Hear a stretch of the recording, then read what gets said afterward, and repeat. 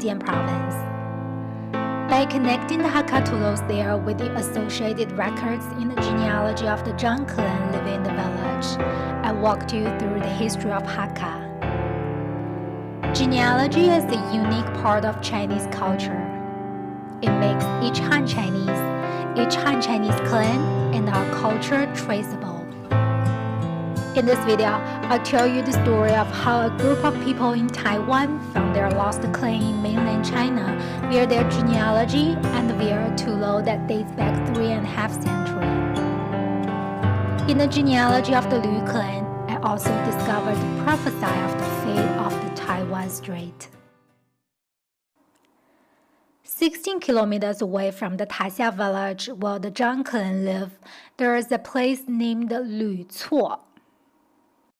The name of this place as well as the bus stop over there is Lu Cuo.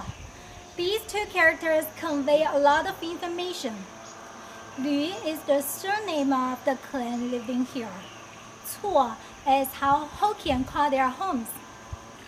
Lu Cuo means the house of the Lu clan, and that house is the Tulo behind me,龍潭土樓. During my Hakka Tulo trip, I visited near 100 Tulos. I thought I had seen every different design out there, but when I approached this Tulo, I still quickly spotted something different. I'll give you 5 seconds to see if you can find the most obvious difference.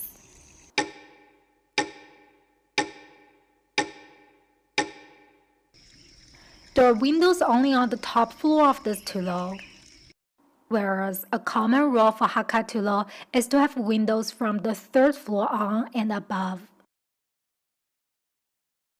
The exterior wall of the Tulo are full of peepholes for defensive purpose.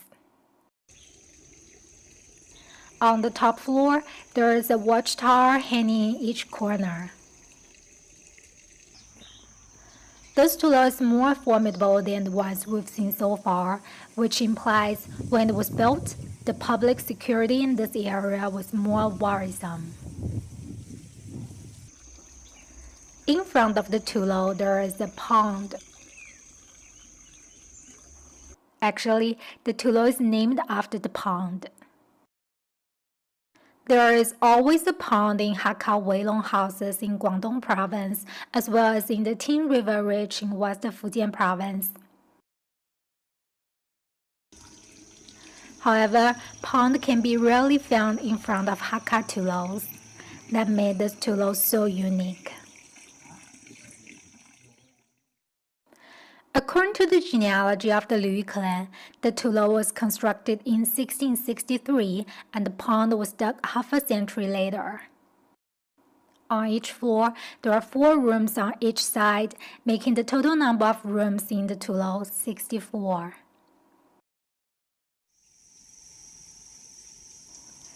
The ancestor temple of the Liu clan is on the other side of the stream, facing the Tulo.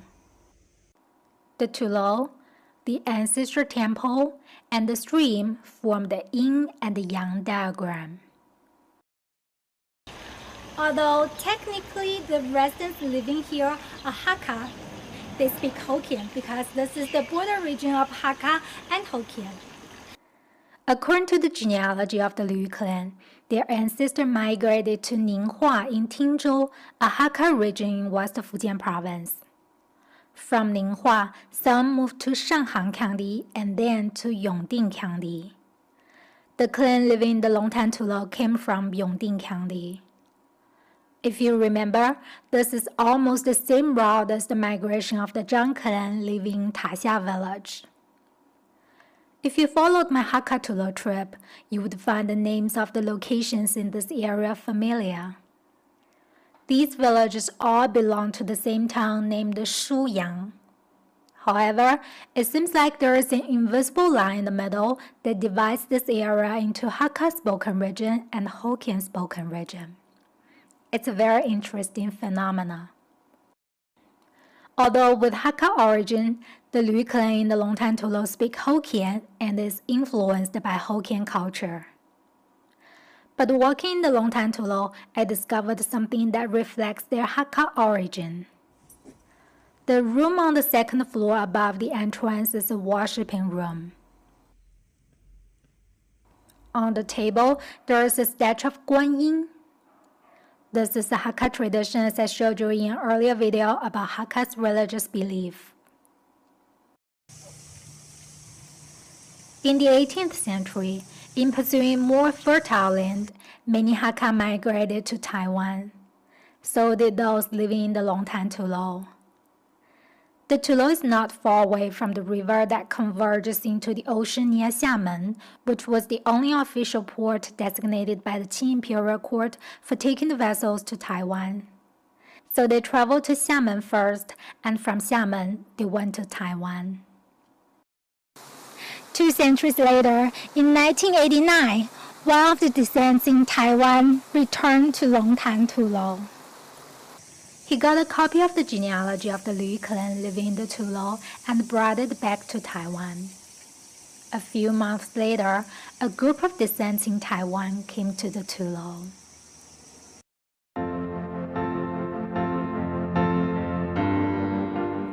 It turned out that in Taiwan, they were always told their ancestors were from a house named the龍潭樓, located in Shuyang town. They might have not thought that house was a Tulo. They probably had never seen a Tulo before. They also worried if their ancestral house still existed. But the龍潭土樓was standing there as if it was waiting for those descendants from Taiwan. How did they make sure that this龍潭樓was indeed the house that their ancestors came from? Well, by checking the genealogy of the Liu clan living in the Tulo. Soon, family trees were linked up.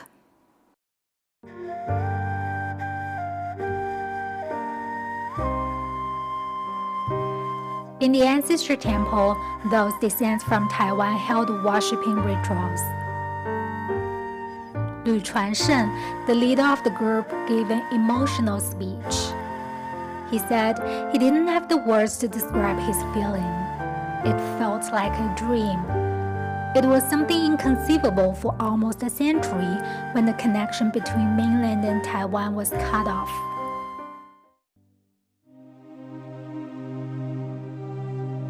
In 1895, China's Beiyang fleet was completely annihilated during the First Sino-Japan War. On April the 17th, the Qing Imperial Court was forced to sign the Treaty of Shimonoseki, in which Taiwan was ceded to Japan. In 1931, the 3 provinces in northeast China also became Japan's colony. After 14 years of hard-fought wars and a total death toll of 35 million, China defeated the fascists in 1945. But soon, the Chinese Civil War broke out. In 1949, the defeated nationalists fled to Taiwan. In 1950, the U.S. Navy 7th Fleet entered the Taiwan Strait to stop the PLA from landing in Taiwan. The stalemate lasted until 1987. With the pressure from the nationalist soldiers who were eager to visit their relatives in the mainland, the nationalist government in Taiwan issued permits to residents to visit the mainland. It turned out not only those nationalist soldiers were eager to go back to the mainland, so were the Hakka and the